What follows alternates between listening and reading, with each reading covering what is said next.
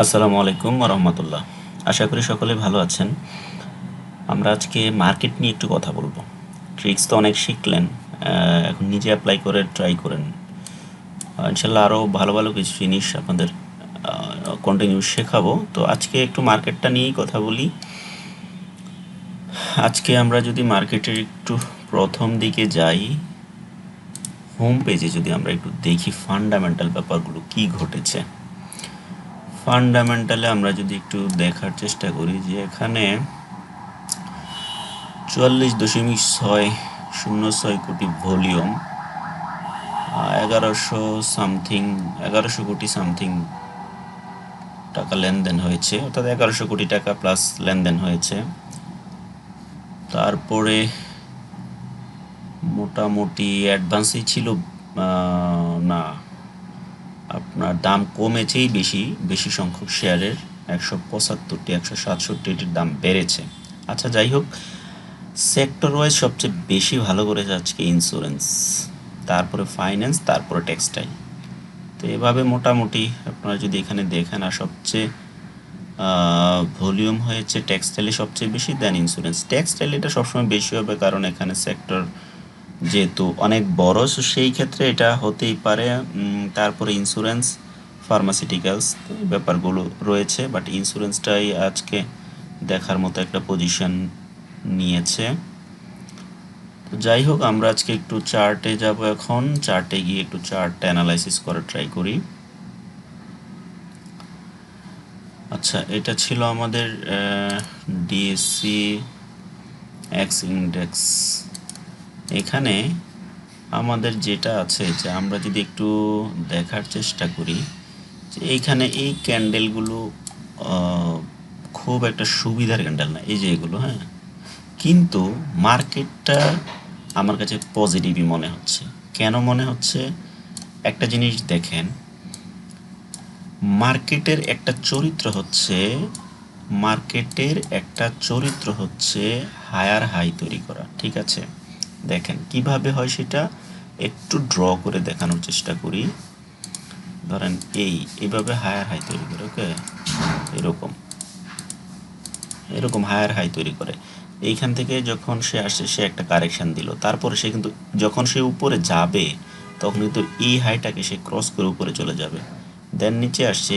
পরবর্তীতে যদি সে যায় তাহলে এই হাইটাকে ক্রস করে সে উপরে চলে যাবে, তারপরে আবার নিচে পড়লো, দেন এই হাইটাকে ক্রস করে সে উপরে চলে গেলো। যদি তার নিচে আসতে হয় তাহলে সে কী করবে? এরকম এইটাকে ভেঙে আর উপরে যাবে না, এখানে আর একটা তৈরি করে দেন সে এইটাকে ব্রেক করবে, ঠিক আছে? পরবর্তীতে যে লোটা তৈরি করবে, এই লোটাকে সে ব্রেক করবে, ঠিক আছে? এটা হলো মার্কেটের একটা চরিত্র।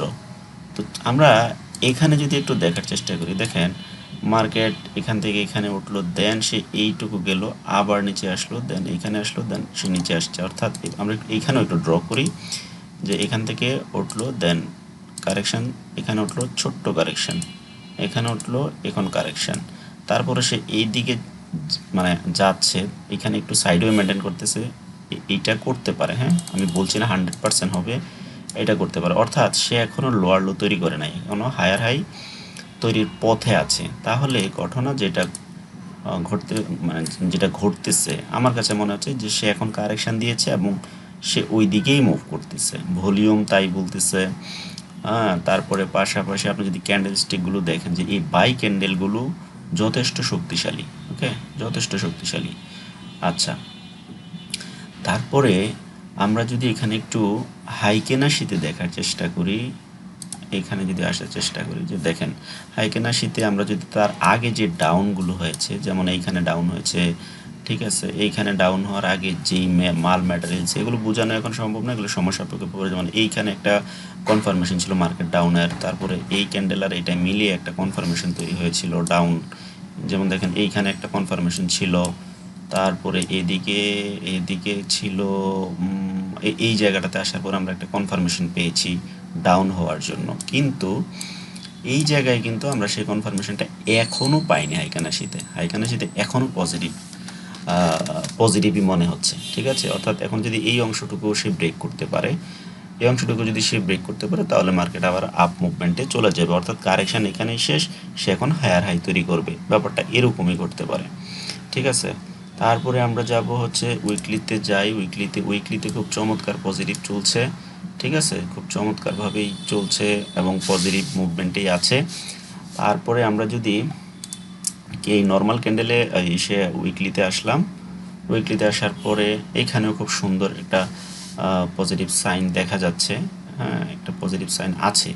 তো এখন কথা হলো যে এখানে এখন পর্যন্ত মার্কেট যদি অন অ্যাভারেজ বলি যে মার্কেট আসলে এখন পর্যন্ত ভয়ের কিছু তৈরি হয় নাই, তবে আমাদের যে জিনিসটা খুব খেয়াল করতে হবে যে আমরা যখন মার্কেট যদি এখান থেকে এইটাকে ব্রেক করে ফেলে কখনো কোনো কারণে, এইটাকে যদি ব্রেক করে ফেলে তাহলে একটা ভয়ের কারণ তৈরি হবে। তার আগ পর্যন্ত মার্কেট নিয়ে ভয়ের কিছু নেই, এটা আমার কাছে মনে হচ্ছে, ঠিক আছে।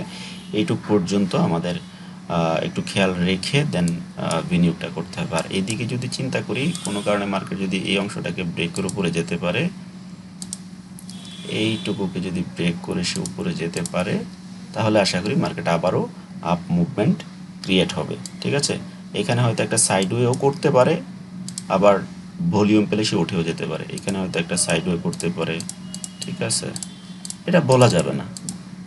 সো এইখানে এইরকমই একটা পজিশন তৈরি হচ্ছে যে সাইডওয়ের একটা পজিশন তৈরি হচ্ছে, অথবা ভালো ভলিউম পেলে সে ব্রেকের উপরে চলে যেতে পারে। বাট প্রেডিকশন 100% কখনোই আপনি কোনো প্রেডিকশনে 100% ধরে নেওয়া যাবে না। সো যদি প্রেডিকশনের বিপরীতে মুভ করে আমাদের এই জোনটাকে আমাদের মাথায় রেখে দেন আমাদের বাই সেল করা সমীচীন হবে বলে মনে করি। ধন্যবাদ সবাইকে, আসসালামু আলাইকুম।